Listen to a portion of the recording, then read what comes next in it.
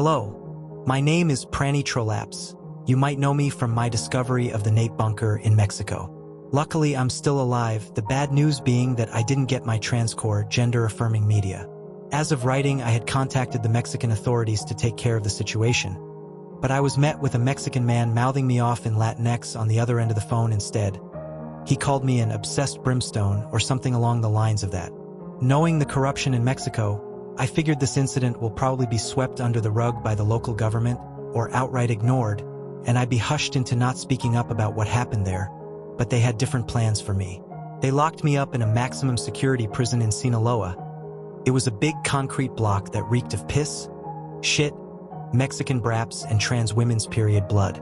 The security guards were 6 feet 5 inches to 7 foot Hispanic chuds on Adderall and ketamine, who would constantly beat us up for being wholesome BIPOC small beans. We were fed fermented donkey testicles and pickled monkey anuses with MSG Taki seasoning, with a side of authentic mosquito patties, mud cookies from Haiti, and expired Impossible Whoppers on a bi-weekly basis. But the worst part about the prison were its inhabitants. First was Jimbo. Incredibly black and small in stature, what he lacked in height, he made up in width. His mouth was covered with vomit and cold sores, along with what appeared to be someone's diarrhea. He wore a witch hat with cat ears, and the rest of his clothing was stained brown from poop and covered in trans pride pins and awards. He was brapping in between 70 to 100 decibels. His cell was covered with posters of one-shot diaper pee and drawings of naked pooner manginas. Next was a man named BBC Gast. He reeked of cheese, cum and feces, and glowed a bright blue due to him being severely irradiated. He had a MAP pride flag attached to his left nipple. His cell was chock full of soitan drawings, all dried and crumpled up for some reason.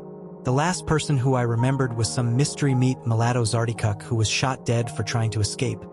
He could only communicate in Swahili, so I didn't know much about who he was. The rest of the prison was filled with Zardikuks, Jardikuks, Shemikuks, FPE Gooners, ESL Braniggers, FNF pedos, and other disgusting miscellaneous creatures. One thing was sure, I needed to escape this hellhole, and I needed to escape fast. It was Monday. 6 months have passed since they locked me up here. The smell of Latinx braps and lecithin sweat was nauseating, so I decided to breathe in some fresh air at the prison's courtyard. Then it happened, I got stopped by Jimbo. Booga chuga binka. Where you think you going, mama? He started inching towards me, licking his lips profusely and fingering his asshole, which was gaped seemingly because of all the spicy Mexican food he's been eating, almost like in that Nikocado avocado video. Listen, buddy, I don't want any trouble from you. Okay? I answered anxiously, backwards stepping.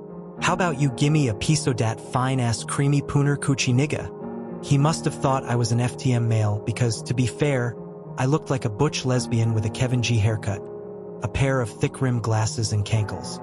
If you don't I'ma kill yo bitch ass. Then I thought of something. If you kill me, you'll never know where I buried the 5 terabyte Nico P stash I hid in this prison. Oh, use for reals? Bitch yo triflin ass betta not be fibbin'. I got shouldas in Mexico, motherfucker. We finna slime yo ass out if you z lyin' on phonem. I could barely understand him as he was squealing at me in a mix of Ebonics and some type of pidgin.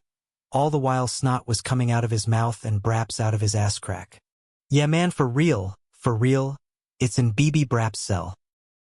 He then left me alone and proceeded to charge into BBC Gast's cell like a raging bull, pinning him against the wall. I used this as a distraction for the guards to try and escape the prison complex. Wear my one-shot diaper. Pee at nigga? His screams echoed through the halls. Then all hell broke loose.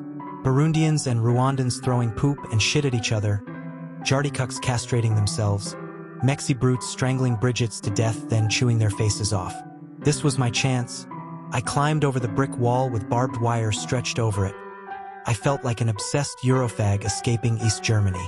I ran into the parking lot and hot-wired some shitty Kia Sportage, then started driving away, hoping that the Mexican government won't intercept me and throw me back into that hellhole. As you are reading this, I'm currently driving back to America. I've evaded 5 patrol cars since my escape, and the taste of freedom is getting ever so flavorless. This has been Pranny Trolaps. Wish me luck.